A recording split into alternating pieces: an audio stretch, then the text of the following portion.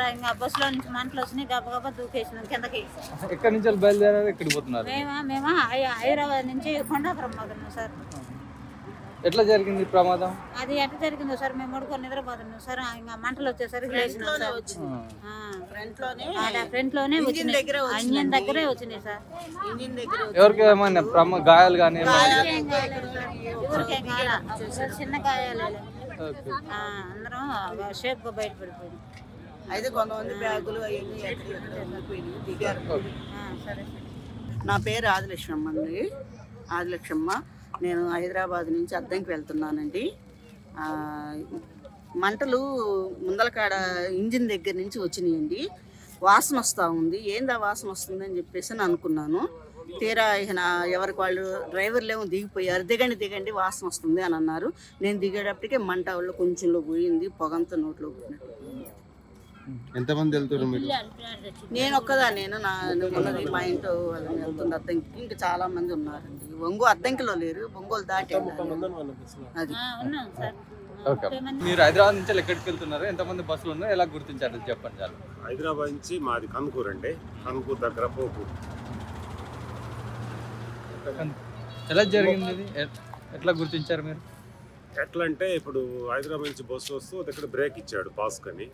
అక్కడ దిగి మళ్ళీ ఒక అరగంటలోపే మళ్ళీ అరిశారు వాళ్ళు. ఫైర్ అని మేము గమనించలేదు, ఊరకేదో దిగమన్నారు కానీ ఇంకంతకు మించి మాకు తెలియదు.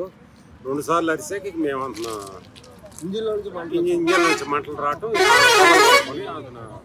ఒకరికొకరు తోసుకుంటా బయటకు వచ్చేసాం. ఏదన్నా ఒక 10 నిమిషాలు లేట్ చేసి ఉంటే బాగా ప్రమాదం జరిగింది. ఎవరికైనా గాయాలు 1:20 ప్రాంతంలో హైదరాబాద్ నుండి ఒంగోలుకి వెళ్తున్న విహారీ ట్రావెల్స్, ప్రైవేట్ ట్రావెల్స్, అందులో ఒక 30 మంది ప్రయాణికులు ఉన్నారు. చోటుప్పలు దాటిన వెంటనే ఇమీడియట్లీ ఇంజన్ నుంచి మంటలు రావడం జరిగింది. ఎవరికి కూడా ఇంటిమేషన్ లేదు. ఎమ్మటే 29 మంది తొందరగా దిగిపోవడం జరిగింది. బస్సు ఎంత దగ్ధంగా కాలిందంటే మీరు ఈ ఒరిజినల్ చిత్రాలు చూడండి, ఎంత భయంకరంగా కాలిందంటే. ప్రాణ నష్టం జరగలేదు కాబట్టి ఎవరికి ఏం కాలేదు. ఇటువంటి ఫిట్నెస్ లేని బండ్లు, నాగాల్యాండ్, అరుణాచల్ ప్రదేశ్కి సంబంధించిన ఫిట్నెస్ లేని బండ్లు తీసుకొచ్చేసి రిజిస్ట్రేషన్ ఏపీ తెలంగాణ మధ్య ఈ ప్రాంతాల్లో నడుపుతున్నారు. వీటికి గవర్నమెంట్ ఎలా ఇది చేస్తుందో నాకైతే తెలియడం లేదు. ప్రజలందరికీ తెలుసు మొన్న జరిగిన సంఘటన కర్నూలులో ఎంతమంది ప్రాణాలు కోల్పోయారో, వాళ్ళు ఎంత మానసిక క్షోభ అనిపించారో. కానీ ఇటువంటిది యాక్షన్ తీసుకోవాలని నేను ఒక భారతీయ పౌరుడిగా నేను కోరుకుంటున్నాను. ఎందుకంటే ఇది ఒకరోజు ఒక కుటుంబంలో జరిగేది కాదు. ఆ రోజు ఆ కర్నూలులో జరిగిన ఇన్సిడెంట్లో ప్రతి ఒక్కరికి తెలుసు. ఈ రోజు ప్రాణ నష్టం లేదు కాబట్టి జరిపోయింది. మొన్న జరిగిన తర్వాత ఈ రోజు కూడా జరుగుతుంది. దయచేసి నా యందు ఈ భారత ప్రజలందరి నేను ఒకటి మనం కోరుకుంటున్నాను. ఈ ప్రైవేట్ బస్సులు అనేది ప్రైవేటీకరణ నుంచి తీసేసి వాటికి ఫిట్నెస్ ఉన్నాయా లేదా చూసి వాటికి కనీసం ఫైర్ ఎగ్జాస్టర్ కూడా లేదు, దాంట్లో సేఫ్టీ లేదు. ఇది మళ్ళా జరుగుతూనే ఉంటే ప్రజలు ఉన్న ప్రాణాలు చాలా ఇబ్బందికరంగా అవుతున్నాయి. ఆంధ్రప్రదేశ్ కానీ తెలంగాణ కానీ గవర్నమెంట్కి ఒకటి విన్నపం ఏంటంటే రెండోసారి ఇలాంటి జరగకుండా చూసుకునే దానికి చర్యలు తీసుకోమని నేను చాలా నా కన్నీటి బాధతోటి చెప్తున్నానండి ఈ మాట. నేను హైదరాబాద్ నుండి మా స్వగ్రామం మా మొగిలిచర్ల గ్రామానికి వెళ్తున్నాను.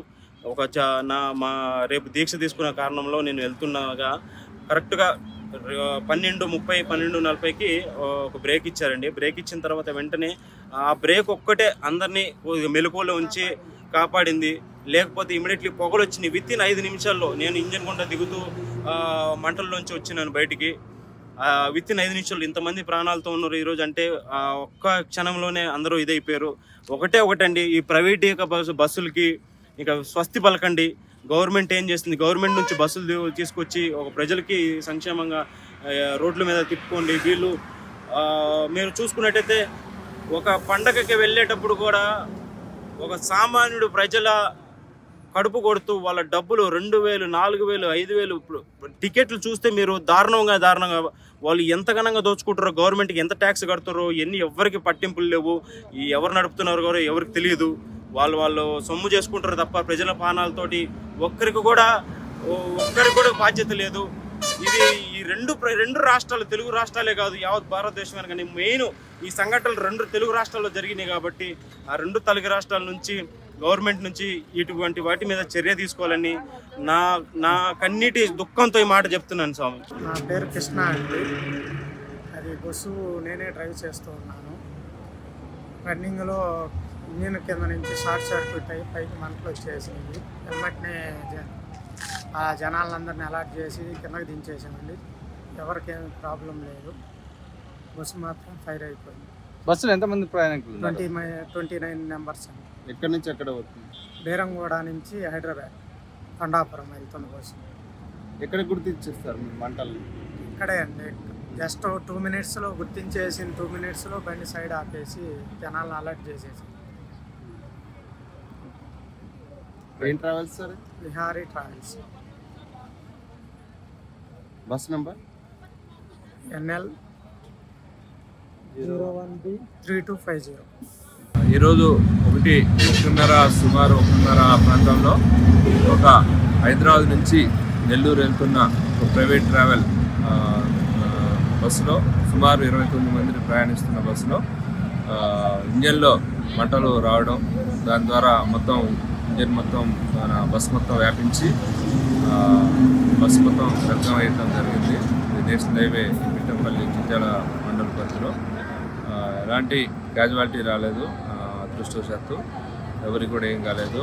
అంతా emergency door and back side door open చేయడం వల్ల ప్రయాణికులందరూ సురక్షితంగా బయటకు వెళ్ళారు. బస్సు 100% పూర్తిగా దగ్ధమైంది. ఇంకా డీజిల్ ట్యాంక్ కూడా పేలకపోవడం వల్ల కొంత ప్రమాదం అనేది నివారించినట్టు తెలుస్తుంది. ప్రమాదం ఎలా జరిగింది అంటే ఇంజన్లో మంటలు ఫస్ట్ వచ్చినవి, అవి ఎట్లా వచ్చినాయి అనేది ఇంజన్ దాన్ని బట్టి ఉండొచ్చు. ఇంజన్లో మంటలు వచ్చి ముందు నుంచి వెనక వైపుకి మంటలు వ్యాపించడం జరిగింది. ఇంజన్ పార్ట్స్ అన్నీ కాలుకుంటా ముందు నుంచి వెనక్కి స్ప్రెడ్ అయ్యి బస్సు మొత్తం కూడా వ్యాపించడం జరిగింది. ఎక్కడికి వెళ్తుంది సార్ బస్సు? ఇది నెల్లూరు వెళ్తుంది, హైదరాబాద్ నుంచి నెల్లూరు వెళ్తుంది. NL number. ఇది నాన్ AC కాబట్టి కొంచెం విండోస్ అన్నీ ఓపెన్ ఉండటం వల్ల కూడా మనకి తెలుస్తుంది. రీసెంట్గా కొంచెం దూరంలోనే టాయిలెట్ కావడం వల్ల డ్రైవర్ కూడా దాన్ని గుర్తించి చాకచక్యంగా అందులో మంటలు వస్తున్నాయని గ్రహించి అందరినీ అలర్ట్ చేయడం వల్ల అందులో ఉన్న ప్రయాణికులందరూ కూడా సురక్షితంగా బస్సు దిగడం జరిగింది.